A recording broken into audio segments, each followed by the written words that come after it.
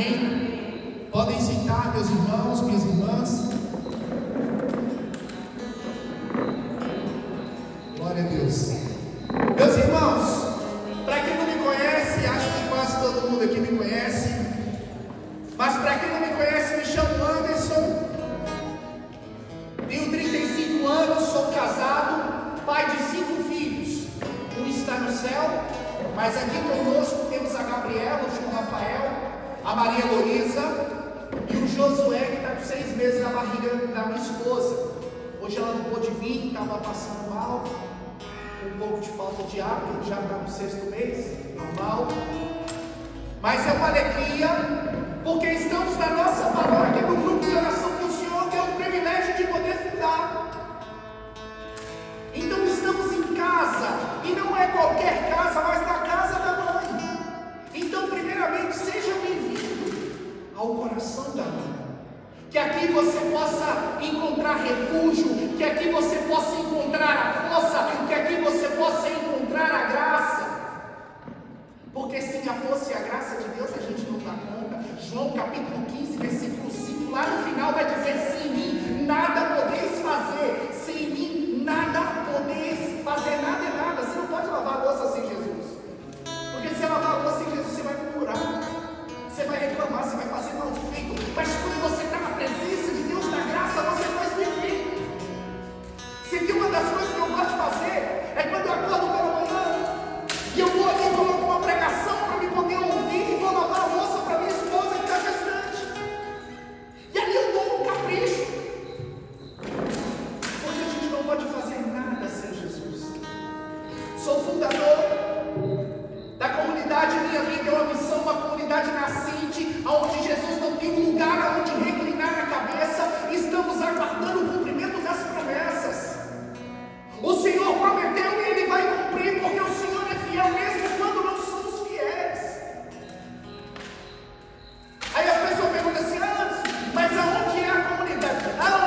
Onde é o terreno, a chácara, onde é? Não tem. Mas o Senhor vai conceder.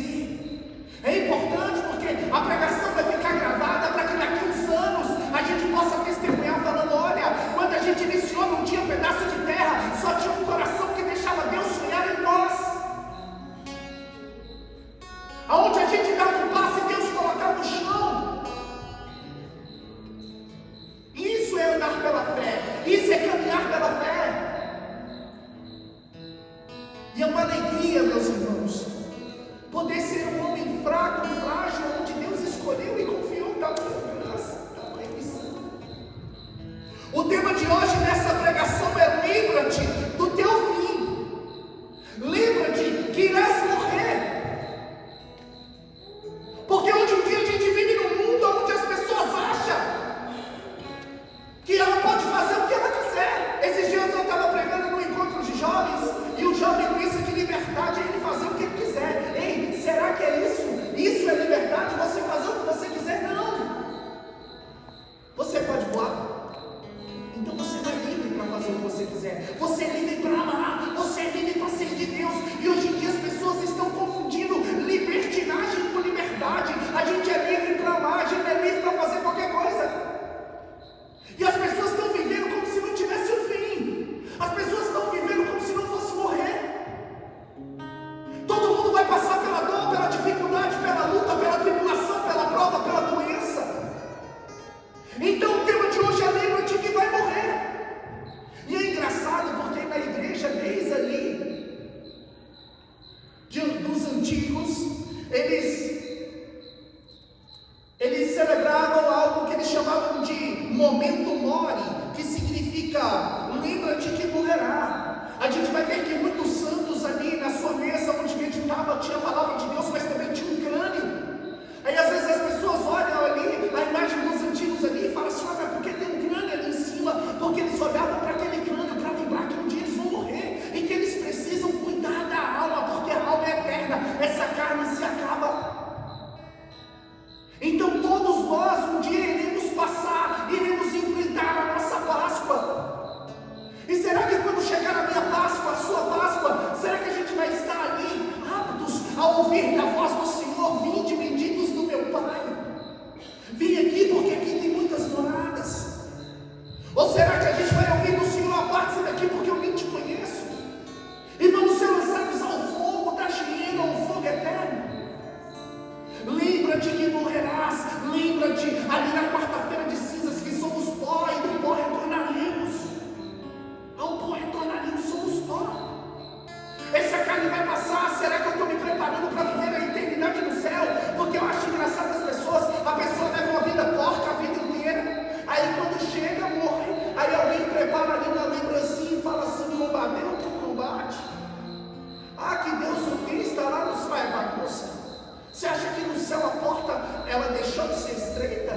Você acha que qualquer um entra lá? Então pronto, vamos levar uma vida bagunçada. Quando morrer, não, Deus é misericórdia.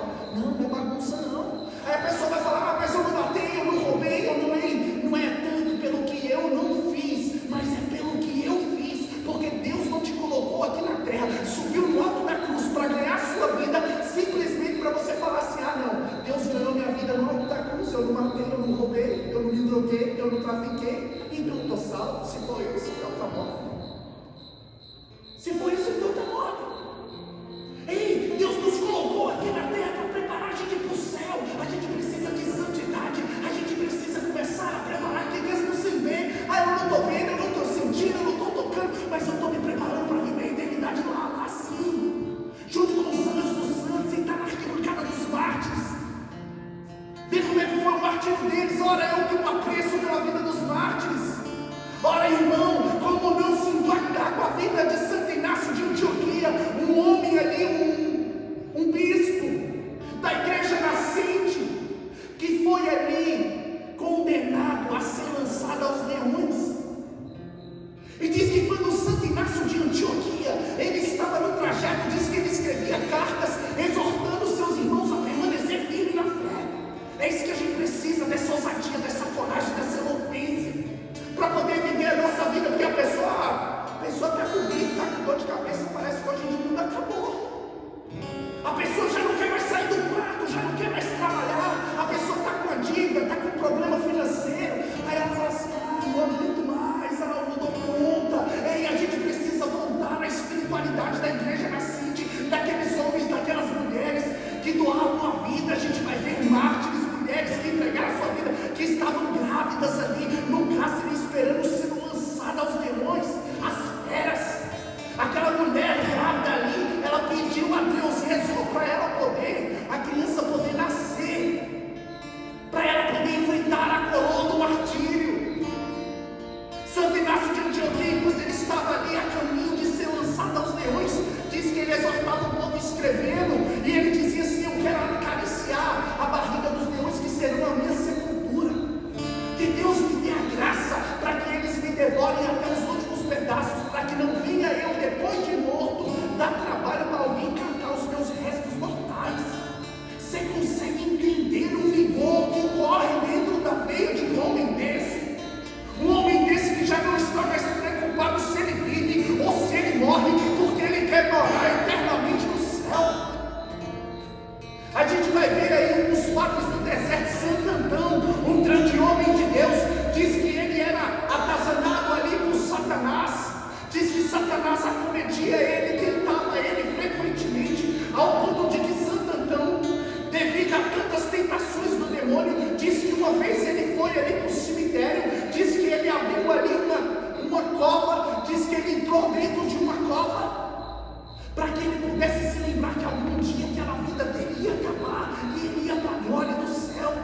Homens e mulheres que viveram a violência do Evangelho, a palavra de Deus diz, Mateus 11:12, desde o tempo de João Batista o céu é arrebatado à força e só os violentos vão conquistar lá. Mas cadê a violência do Evangelho, daqueles homens e daquelas mulheres que se decidem por Deus e não querem mais saber do mundo? As coisas do mundo já não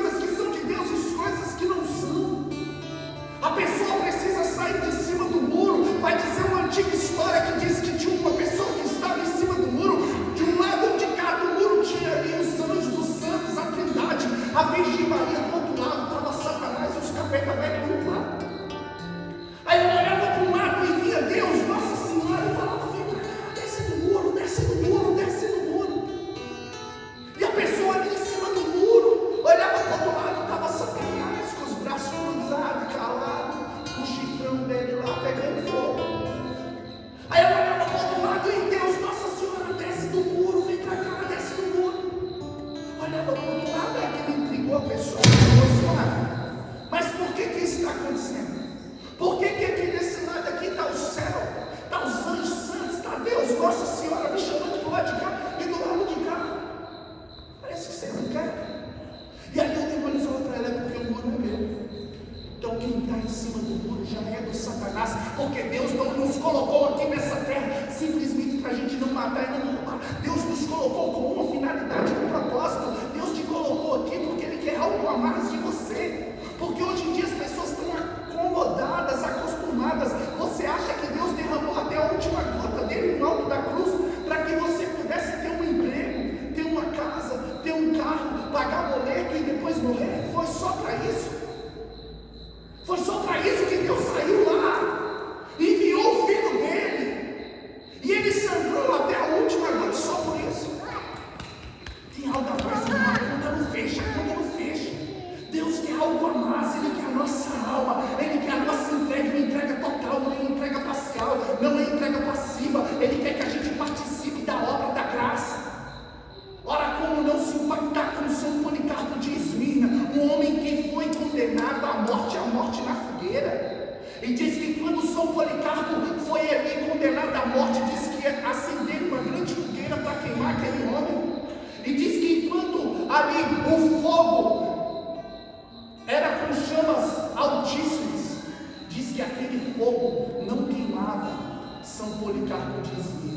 Enquanto o fogo ardia, diz que as pessoas em volta sentiam cheiro de perfume. Sabe o que é isso? Santidade. É isso que a igreja precisa. Ei, prepara-te.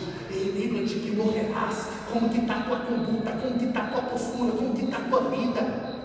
Como que a gente vai passar pela porta estreita? Como que a gente vai morar eternamente no céu? Se eu não começo a me preparar aqui com as pequenas escolhas.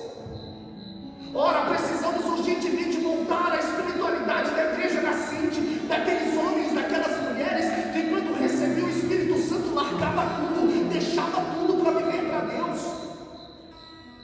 Porque lembra-te que morrerás, lembra-te que é pó, ei, lembra-te que uma hora vai chegar. A gente não sabe o dia de amanhã, talvez pode ser hoje. Quantas vezes eu busco me acostumar de quando eu saio de casa, de que talvez vai ser minha última vez, que eu não vou voltar. E ali eu vejo a minha esposa, ali eu vejo os meus filhos. Porque para mim, como vai dizer Santa Teresinha, não importa se eu morro, eu não morro, eu entro na vida. Santa Teresinha do Menino Jesus, ela vai dizer assim: não prefiro nem viver e nem morrer, eu prefiro a vontade de Deus. Para mim tanto faz, viver ou morrer. O que importa é a vontade de Deus. Se eu estou na vontade de Deus, se eu estou vivendo, glória a Deus. Se eu morrer, eu vou para a eternidade do céu. E hoje em dia as pessoas ali com medo de que aconteça qualquer coisa. Se ela pega uma doençazinha, uma gripezinha, um espirrozinho, o mundo acaba. Ei, lembra-te que morrerás, mas prepara para viver lá na glória dos céus. É isso que a gente precisa, meu irmão e minha irmã. Quero pegar a palavra em Romanos, no capítulo 8, do versículo 35 ao versículo 39. Quando você vier com um grupo de oração, você traga a sua arma, a sua espada. Eu lembro que eu tinha uma chefe que era protestante, que ela pegava a Bíblia dela, eu tenho memória fotográfica, ela tinha uma Bíblia rosa com as bordas prateadas. Ela abria a Bíblia dela e esfregava na minha cara e falava assim: você é católico, você é idólatra. Que Nossa Senhora teve vários filhos, e ela falava: me prova biblicamente. Eu não conseguia provar, porque eu não lia a palavra de Deus. Romanos capítulo 8, do versículo 35 ao 39. E eu lembro que quando ela esfregava aquela Bíblia dela na minha cara, eu fiquei desempregado, eu comprei uma Bíblia.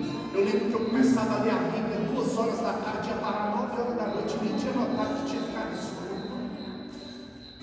Até então eu estava procurando respostas, porque eu falava: eu não sou idólatra, Nossa Senhora não teve outros filhos, é virgem, imaculada.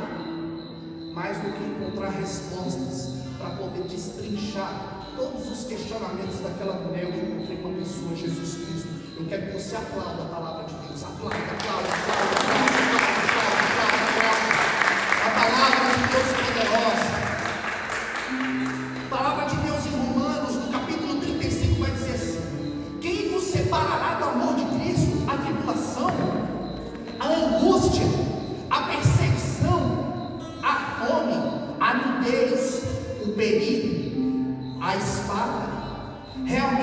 escrito: por amor de ti somos entregues à morte o dia inteiro, somos tratados como gado destinado ao matadouro, mas em todas essas coisas somos mais que vencedores pela virtude daquele que nos amou. Pois estou persuadido de que nem a morte, nem a vida, nem os anjos, nem os principados, nem o presente, nem o futuro, nem as potestades, nem as alturas, nem os abismos, nem outra qualquer criatura nos poderá apartar do amor de Deus, nos testemunhou em Cristo Jesus, nosso Senhor. Palavra do Senhor, palavra do Senhor, palavra do Senhor. Aplauda mais uma vez a palavra poderosa do Senhor. Quem poderá nos separar do amor de Deus? A tribulação, a nudez, a fome, a pobreza, a perseguição. Quem poderá nos apartar de Deus? Vai dizer a palavra de Deus: nem os anjos, nem os principados, nem os potestades, nada poderá nos apartar do amor de Deus. Nada, nada, nada, nada. A gente precisa estar convencido disso, meus irmãos, porque hoje em dia a gente está numa geração frágil, a gente está numa geração café com leite, Nutella, a gente está numa geração que não quer nada com nada, morta. Chega no momento de oração, o povo não quer rezar. É o famoso se vira nos 30. Sabe como é o se vira nos 30? Se Deus não fizer em 30 segundos, a pessoa já desistiu, ela já parou. Cadê aquele povo teimoso? Aquele povo que insiste até receber a graça? Não tem mais. Hoje em dia a gente está com uma geração café com leite, o povo começa a rezar. Não, mas a música não está legal, aí não reza. Não, mas fulano de tal linda demais, não reza. Não, mas lá em casa não sei como, não reza. Se a gente não assumir uma postura, se a gente não se colocar em ordem de batalha, meu irmão, vai dizer: Santa Cruz, eu tenho medo da graça que passa. A graça vai passar, outras pessoas vão experimentar, e você vai continuar a mesma coisa, vai entrar aí e vai sair do mesmo jeito. Quantos grupos de oração você vai ter que vir para sair do mesmo jeito? Quantos encontros, retiros, quantas vezes você vai ter que ir na igreja e sair do mesmo jeito? Porque você não teve a ousadia de assumir uma postura diferente, de ir além, de dar um passo, de mergulhar, de aprofundar, de largar tudo e falar assim: Senhor, eu te entrego tudo. Se você se entregar toda para Deus, Deus muda a sua vida. Sabe por que o mundo está do jeito que está? Porque você talvez não está assumindo o seu lugar. Sabe por que talvez a sua casa está desmoronando? Porque talvez você não se levantou dentro da tua casa como um homem ou uma mulher de oração, destinada a entregar, a derramar até a última gota por amor de Cristo. Mas na hora que o problema bate na tua porta, você deita na cama. Na hora que a dificuldade bate na tua porta, tu deita no sofá. Ei, precisa assumir uma postura. Fala: Anderson, mas eu não tenho força. Eu também não tenho. A força vem do alto. É promessa, é Atos capítulo 1, versículo 8. Mas descerá do céu a força, descerá do céu o Espírito Santo, ele vos dará a força. Quem é o Espírito Santo? É o Espírito Santo que vos dará a força. E chega no momento de oração, a gente vai clamar aquele que é o Espírito Santo, que vai nos santificar, nos conceder a força. Se essa pessoa não abre a boca, não abre o coração, ela age de forma passiva, ela quer que Deus faça tudo. É como se fosse uma criancinha mimada, querendo ali que o Senhor faça tudo por ela. E o Senhor quer que você dê os primeiros passos. Ele quer que você pare de engatear. Ele quer que você levante, mesmo balbuciando, mesmo com as pernas ainda não tão firmes. Ele quer que você dê passos em direção a Ele. Ele quer que você aprenda as primeiras palavras espirituais para poder virar para Deus e falar: Papai. Ele quer que você se entregue. É engraçado que São João da Cruz, em um dos seus poemas, ele vai dizer que na vida espiritual, muitas vezes é como desmamar de uma criança. A criança, quando precisa desmamar, diz que muitas vezes a mãe tem que passar um gazedo ali perto do peito, e a criança vai colocar a boca no peito, ela vai ver que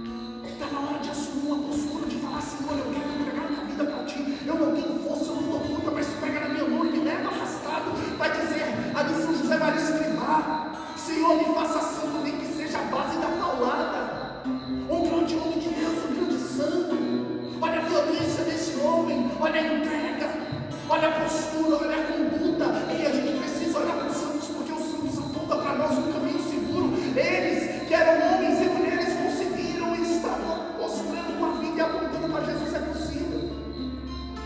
É possível você, mulher, tendo dificuldade na tua casa, como Santa Rita também teve, tendo ali que enfrentar um marido que talvez era infiel. Santa Rita também teve. Os santos também passaram por provas, por lutas. Jesus e Deus ali não poupa nem a Virgem Maria nem São José, que enfrentaram tribulações. Ou você acha que Nossa Senhora virava para São José e falava assim: ora, meu esposo São José, vamos comprar uma casa no centro de Jerusalém? Não, estava preocupada em guardar tudo no coração e cumprir aquela vontade de Deus, porque sabe que essa carne e essa vida que passa, que precisamos nos preparar para lá, para viver na glória do céu. Está dando para entender, sim ou não?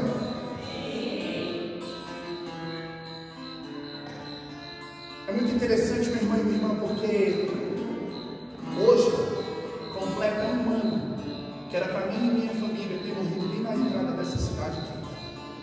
Hoje completa um ano. Hoje eu passei um dia olhando para o céu e agradecendo meu bom Deus que Ele permitiu a vida. Mas se Ele tivesse levado também, eu estaria feliz, porque naquele dia a gente estava vindo em missão, anunciar a poderosa palavra de Deus. É interessante, tem aqui, eu trouxe aqui para vocês verem. No dia 8/3/89, 1h08 da tarde, a minha mãe descobriu que estava grávida de mim. Esse é o teste de gravidez real. Detalhe, eu não fui uma criança desejada, sonhada, que minha mãe estava aguardando, não. A minha mãe, para engravidar da minha irmã mais velha, ela teve que fazer tratamento. Comigo foi diferente, porque ali existia por trás um chamado e uma promessa. A minha mãe estava na festa da carne, carnaval, conheceu meu pai ali. Foi comprar uma cerveja e engravidou. O primeiro livramento de morte se deu dentro do ventre quando minha mãe pensou em tirar. Aquela criança nasceu aqui nessa cidade, no Hospital Nossa Senhora Abadia, ali embaixo. No dia 1/11/89, essa criança nasceu com 3 meses de vida. Minha mãe tinha um barzinho ali no centro. Ali tem a praça principal, um pouco mais acima era uma avenida onde o lado esquerdo era cheio de barzinhos e o lado direito também. Minha mãe tinha um barzinho ali, onde ela conduzia o barzinho na frente e morava atrás. Eu tenho memória fotográfica. Eu lembro que minha mãe tinha uma calibre 12 e ela guardava as balas num saco de lixo azul. E eu gostava de brincar com os cartuchos da bala porque era vermelho. Quando eu tinha 3 meses de vida, minha mãe, dona desse barzinho, a gente estava na parte de trás. Diz que o meu pai deu um surto psicótico. A ciência diz isso, mas quem estava presente naquele local diz que quando meu pai passava já não era mais ele, e quando ele passava sentia um forte cheiro de enxofre. Ele estava com uma faca na mão e falou assim: me dá a criança que eu vou levar. Minha mãe entrou na frente, levou 7 facadas no meu lugar. Hoje minha mãe não pôde vir, às vezes ela consegue vir. Aquela mulher que senta bem ali no canto, que hoje não está ali, ela levou 7 facadas no meu lugar para me salvar. A minha tia que senta ao lado dela entrou na frente também e levou outras 2 para me salvar. Ali conseguiram empurrar ele para fora e foi todo mundo para o hospital. Aquela criança que foi escondida embaixo do berço junto com a minha irmã, tinha 3 meses de vida, por ter ficado embaixo do berço, pegou pneumonia e foi para o hospital, e com pneumonia pegou sarampo, pegou catapora. Com 3 meses de vida, pneumonia e catapora. E era um livramento de morte atrás do outro. Mas eu não vim aqui para falar da morte. Eu vim aqui para proclamar a vida. Jeremias capítulo 1, versículo 5, a palavra de Deus vai dizer assim: antes que fosse formado no ventre eu te conhecia, antes do teu nascimento eu havia te designado profeta das nações. E aonde Deus coloca a mão, Satanás não pode colocar as patas. Aconteça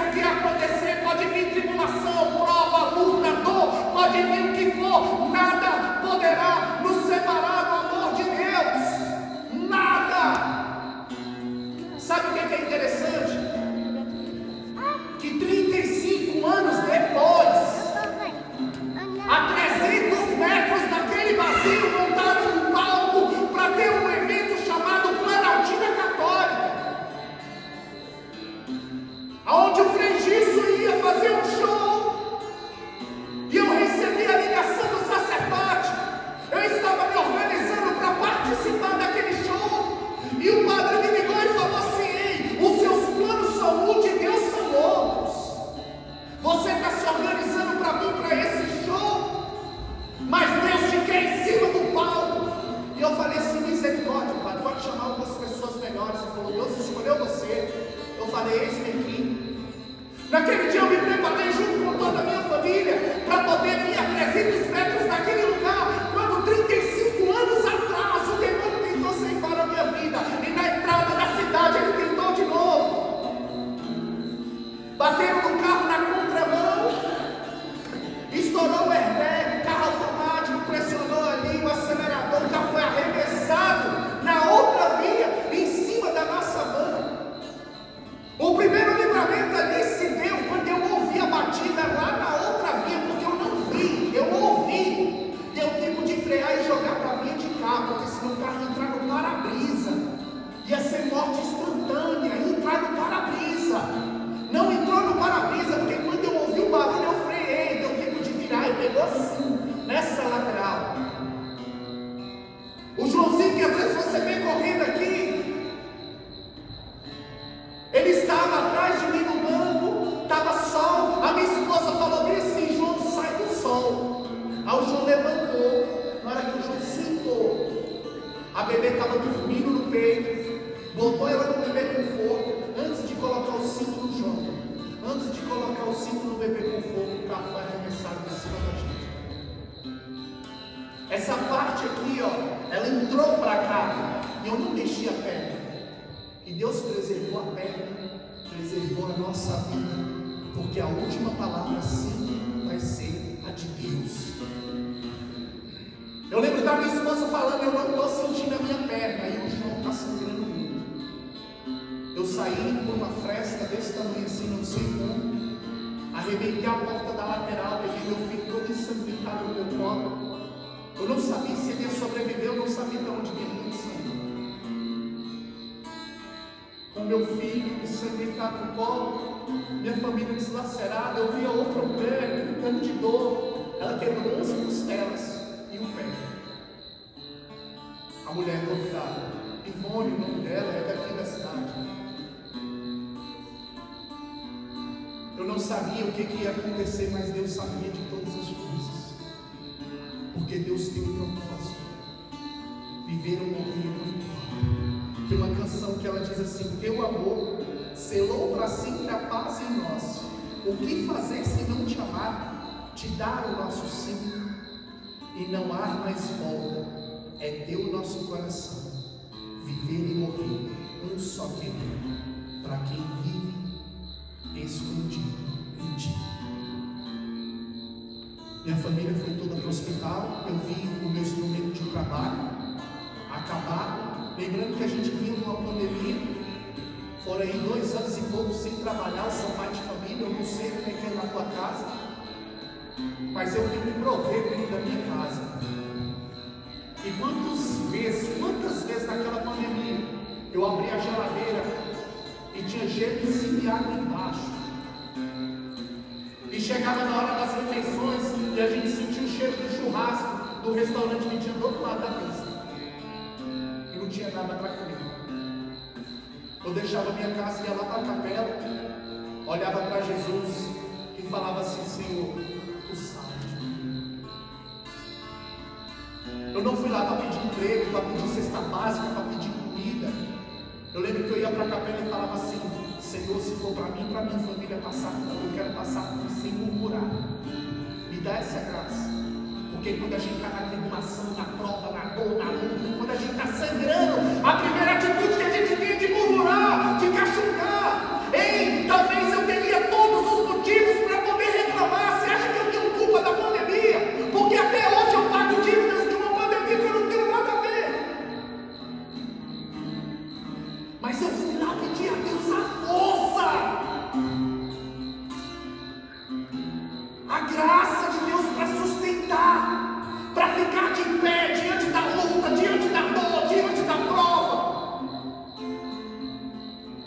Aí eu lembro que minha família, diante daquele acidente, foi toda para o hospital. O padre me ligou e falou assim: Anderson, você tem seguro? Eu falei: tenho.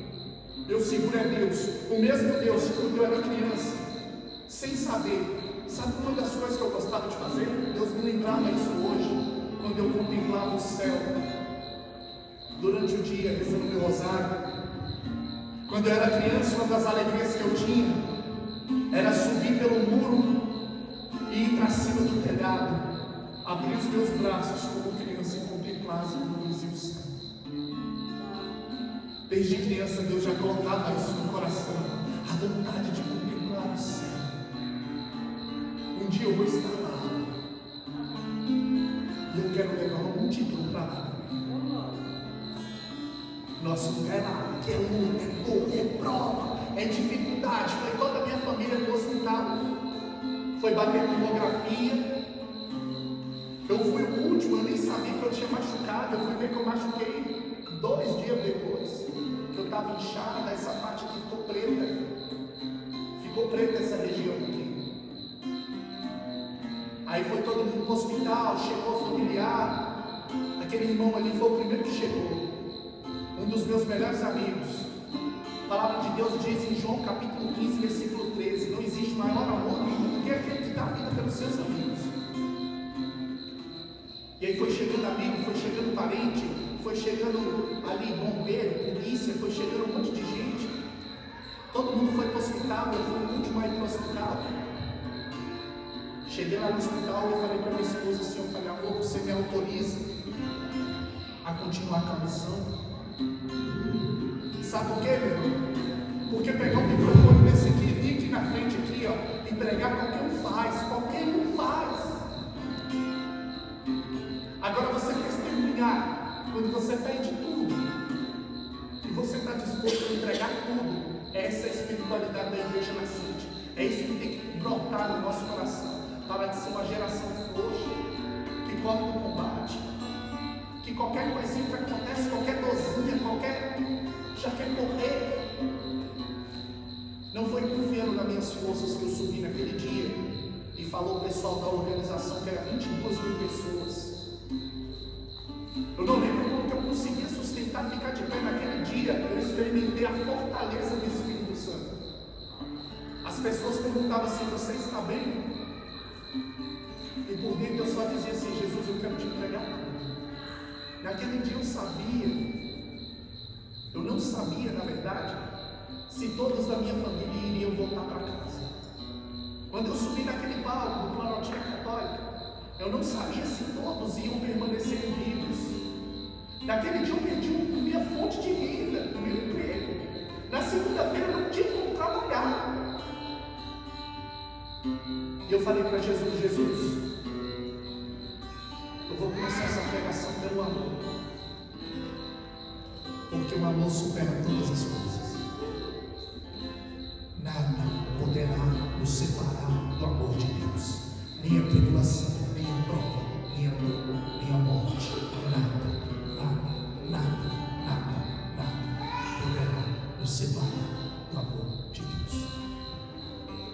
Graças a Deus, toda a minha família voltou para casa. Uma das frases que eu mais gosto de relembrar dentro do meu coração, eu ouvi minha esposa falando assim. Eram 11 horas da noite, quando chegou, porque quando terminou a pregação, a primeira pergunta que eu fiz, eu falei assim: cadê minha família?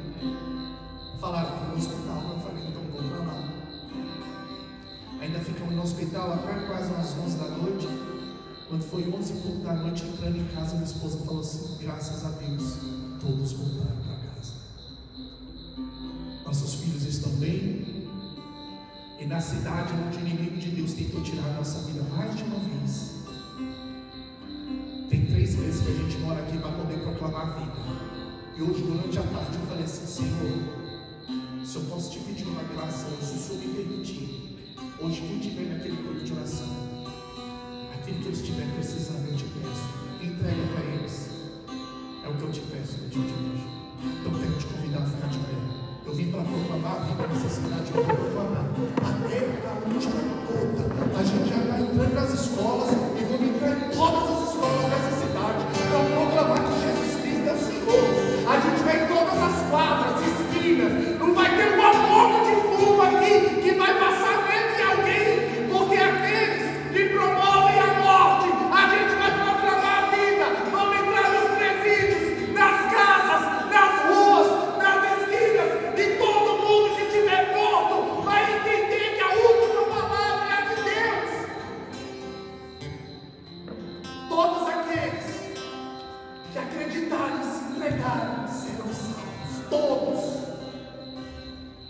sei como é a sua vida de oração. Eu não sei qual é a luta, qual é a prova que você passa na sua casa. Mas hoje eu te convido aí a ser ousado, ousada, a falar assim: Senhor, eu quero mudar de vida. Senhor, eu quero ser referência, eu quero apontar para o céu. Eu quero chegar na minha casa e manifestar o teu poder com o olhar, com o ouvir, com o falar. Eu quero deixar de ser morta, e quero gerar vida na graça, na vida das outras pessoas, no teu trabalho, na tua casa, nos teus parentes, nos teus familiares, na tua esquina, nas pessoas do teu convívio, nos teus filhos. Se você quer ver vida no teu matrimônio, era para isso aqui estar cheio de homem. Eu vejo mais mulher do que homem. Cadê os homens? Está faltando você, mulher, levantar com postura dentro da tua casa e proclamar a vida no lugar da morte. Parar de ficar rogando praga em cima do teu marido, que não vale nada, que você vergonha, que é um vagabundo, que talvez está embriagado, que talvez está te traindo nos bordéis da vida, e você, no lugar de amaldiçoá-lo, ser a primeira que levanta a mão e proclama a bênção na tua casa, e profetiza dentro da tua casa e fala assim: olha, você chegou embriagado, mas em nome de Jesus eu vou rezar por você todos os dias. Eu vou estar ali à porta, na brecha, batendo na porta e falando assim: Jesus, traz o meu esposo de volta, porque eu acredito que o Senhor tudo pode. Se você tem um filho na droga, drogado, um dia eu fui drogado, meu irmão também ali, mas a última palavra é de Deus. No lugar de amaldiçoar, de chamar de vagabundo, de falar que você lava a mão, proclama a bênção e profetiza dentro da tua casa. Senhor Jesus, nessa noite eu quero clamar o teu poder sobre esse lugar, sobre cada um que aqui está. Senhor Jesus, abra os seus lábios, fecha os seus olhos e peça para que Deus possa mudar a sua vida. Não dependa da minha oração, mas agora eu te convido a ter a ousadia de chegar diante de um Deus onipotente, diante de um Deus todo-poderoso, diante de um Deus que sangra por amor a nós. Que você possa agora sangrar por amor a Ele e falar: Senhor, eu quero mudança de vida, Senhor, eu quero transformação, Senhor, eu quero que o Senhor possa gerar vida na minha vida, vida na minha casa, vida nos meus familiares e parentes. Senhor Jesus, se você está desempregado, apresenta a sua situação de desemprego, apresenta a sua dor, apresenta a sua luta, apresenta o seu temor, o seu medo, a sua insegurança, apresenta a sua tribulação diante de Deus, porque Deus pode fazer todas as coisas. Senhor Jesus, nessa noite eu quero rezar, eu quero clamar, eu quero pedir o teu poder transformador, eu quero pedir pelo poder do ressuscitado, que o Senhor possa gerar vida onde há morte, Senhor Jesus, nos relacionamentos, nas casas, aqueles ali, os filhos que estão vivendo como mortos vivos, como se estivesse dentro de uma tumba, dentro dos seus quartos, que todo espírito de morte, de suicídio, caia por terra em nome de Jesus.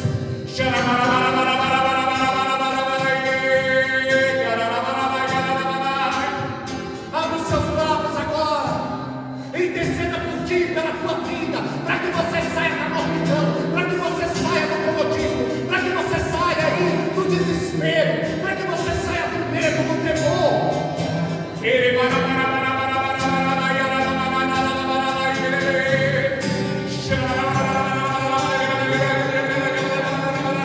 Eu peço unção transformadora, eu peço uma unção de ressurreição nesse lugar. Eu estou cansado de ver ossos mortos, ossos ressequidos, Senhor Jesus. Eu quero pedir vida sobre essas pessoas. Eu quero pedir que o Senhor sopre o teu Espírito sobre esse lugar, Senhor. Eu quero pedir que o Senhor sopre a vida, limpa os pulmões, as histórias, as vidas.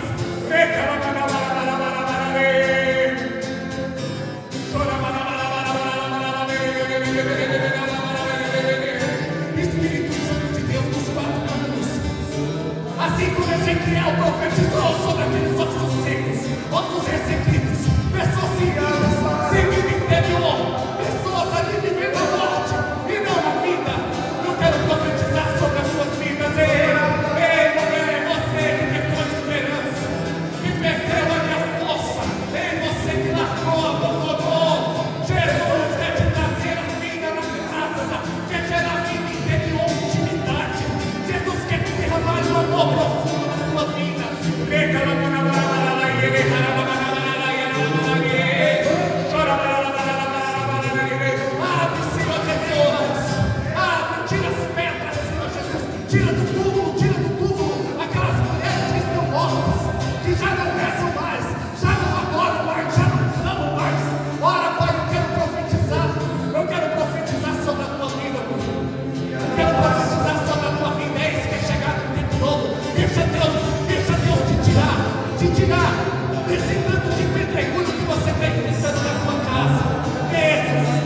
desses, como se fosse peso morto, você tem a sua família como peso morto. Filhos que não trabalham, filhos que não produzem, filhos que não geram frutos. Jesus quer restaurar a tua casa hoje, em nome de Jesus.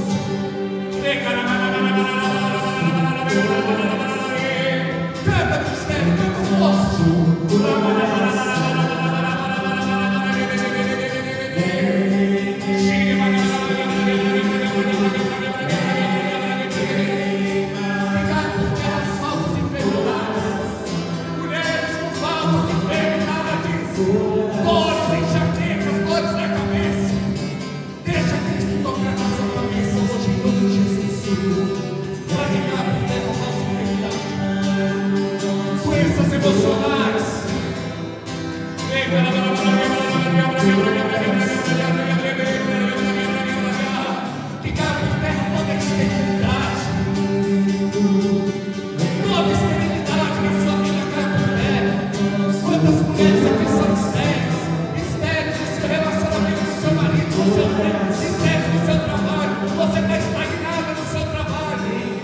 Você não consegue mais produzir no seu trabalho.